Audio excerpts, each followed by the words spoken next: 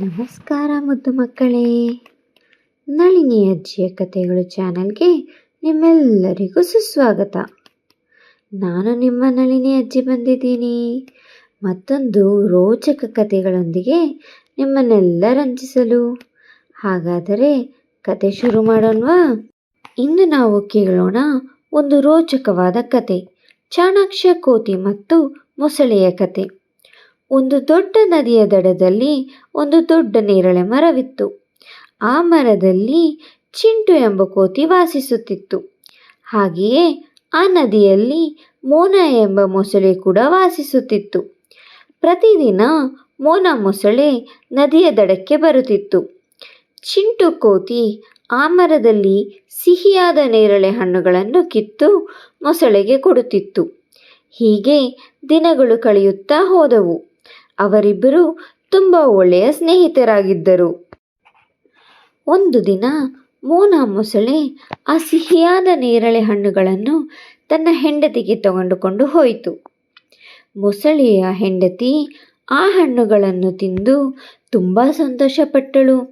ಆಮೇಲೆ ಅವಳು ಹೇಳಿದಳು, ಆ ಹಣ್ಣುಗಳೇ ಇಷ್ಟು ಸಿಹಿಯಾಗಿದ್ದಾಗ ಪ್ರತಿದಿನ ಆ ಹಣ್ಣುಗಳನ್ನು ತಿನ್ನುವ ಕೋತಿ ಹೃದಯ ಎಷ್ಟು ಸಿಹಿಯಾಗಿರಬಹುದು. ಹೀಗಾಗಿ ಅವಳು ತನ್ನ ಗಂಡನಲ್ಲಿ ಹೇಳಿದಳು, ನೀನು ಆ ಕೋತಿಯನ್ನು ಮನೆಗೆ ಕರೆದುಕೊಂಡು ಬಾ, ನನಗೆ ಆ ಹೃದಯ ಬೇಕು. ಇದನ್ನು ಕೇಳಿದ ಮೋನಾ ಮೊಸಳೆ ಸ್ವಲ್ಪ ದುಃಖಪಟ್ಟಿತು. ಆದರೆ ಕೊನೆಗೆ ಹೆಂಡತಿಯ ಮಾತನ್ನು ಕೇಳಿ ಕೋತಿಯನ್ನು ಮೋಸದಿಂದ ಕರೆತರಲು ನಿರ್ಧರಿಸಿತು. ಮರುದಿನ ಮೊಸಳೆ ನದಿಯ ದಡಕ್ಕೆ ಬಂದು ಕೋತಿಗೆ ಹೇಳಿತು, ಸ್ನೇಹಿತನೇ, ನನ್ನ ಹೆಂಡತಿ ನಿನಗಾಗಿ ಒಂದು ದೊಡ್ಡ ಔತಣಕೂಟ ಮಾಡಿದ್ದಾಳೆ, ನೀನು ನಮ್ಮ ಮನೆಗೆ ಬರಬೇಕು. ಇದನ್ನು ಕೇಳಿದ ಕೋತಿ ತುಂಬ ಸಂತೋಷಪಟ್ಟಿತು. ಆದರೆ ಮೊಸಳೆಯ ಮನೆ ನದಿಯ ಆಚೆ ಇತ್ತು. ಹೀಗಾಗಿ ಕೋತಿ ಮೊಸಳೆಯ ಬೆನ್ನ ಮೇಲೆ ಕೂತು ನದಿಯನ್ನು ದಾಟಲು ಹೊರಟಿತು. ನದಿಯ ಮಧ್ಯದಲ್ಲಿ ಬಂದಾಗ ಮೊಸಳೆ ನಿಜವನ್ನು ಹೇಳಿತು, ಸ್ನೇಹಿತನೇ, ನನ್ನ ಹೆಂಡತಿಗೆ ನಿನ್ನ ಹೃದಯ ಬೇಕು, ಅದಕ್ಕಾಗಿಯೇ ನಿನ್ನನ್ನು ಕರೆದುಕೊಂಡು ಹೋಗುತ್ತಿದ್ದೇನೆ ಎಂದು.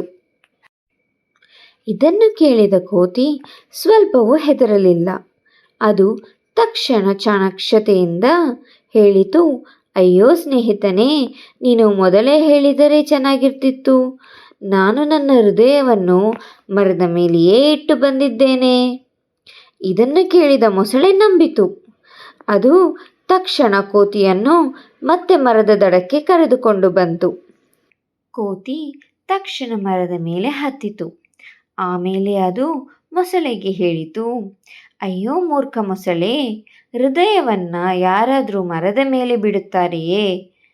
ನೀನು ಸ್ನೇಹಕ್ಕೆ ದ್ರೋಹ ಮಾಡಿದ್ದೆ. ಇನ್ನು ಮುಂದೆ ನಿನಗೆ ಹಣ್ಣುಗಳೇ ಇಲ್ಲ. ಹೀಗೆ ಹೇಳಿ ಕೋತಿ ತನ್ನ ಪ್ರಾಣವನ್ನು ಚಾಣಾಕ್ಷತೆಯಿಂದ ಉಳಿಸಿಕೊಂಡಿತು. ಈ ಕಥೆಯ ನೀತಿ, ಬುದ್ಧಿವಂತಿಕೆ ಬಲಕ್ಕಿಂತ ದೊಡ್ಡದು. ಹಾಗೆಯೇ ಸ್ನೇಹದಲ್ಲಿ ದ್ರೋಹ ಮಾಡಿದರೆ ಸ್ನೇಹವನ್ನು ಕಳೆದುಕೊಳ್ಳಬೇಕಾಗುತ್ತದೆ. ಈ ಕತೆ ಇಷ್ಟ ಆಯ್ತಾ ಮಕ್ಕಳೇ? ನಾಳೆ ಸಿಗ್ತೀನಿ. ಬಾಯ್. ಮತ್ತಷ್ಟು ಕುತೂಹಲಕಾರಿ ಕಥೆಗಳಿಗಾಗಿ ಲೈಕ್, ಶೇರ್, ಸಬ್ಸ್ಕ್ರೈಬ್ ಮಾಡಿ. ಹಾಗೆ ಗಂಟೆ ಹೊಡೆಯೋದನ್ನು ಮರಿಬೇಡಿ.